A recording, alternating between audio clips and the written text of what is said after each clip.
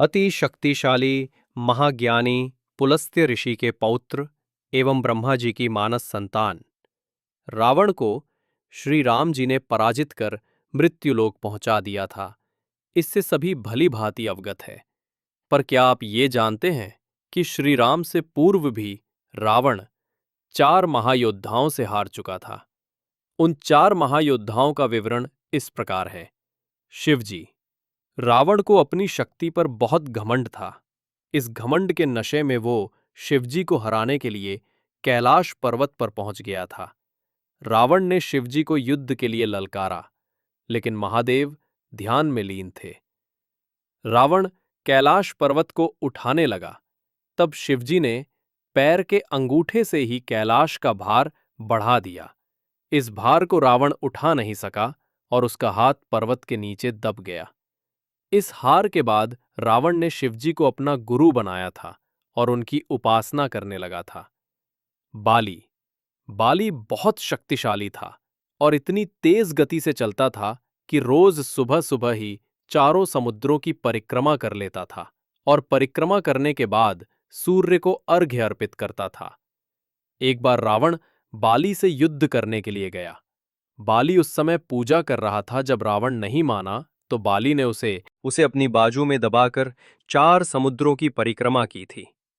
जब तक बाली ने परिक्रमा की और सूर्य को अर्घ्य अर्पित किया, तब तक रावण को अपने बाजू में दबाकर ही रखा था।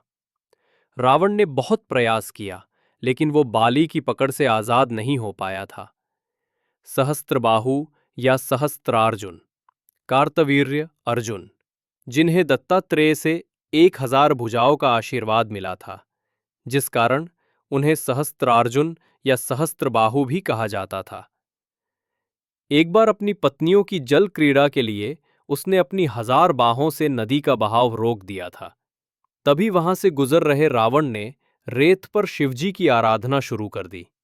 पर तभी जल क्रीड़ा समाप्ति के बाद सहस्त्रबाहु ने नदी के बहाव फिर शुरू कर दिया, जिससे रावण क्रोधित होकर सहस्त्रबाहु से लड़ने पहुंच गया।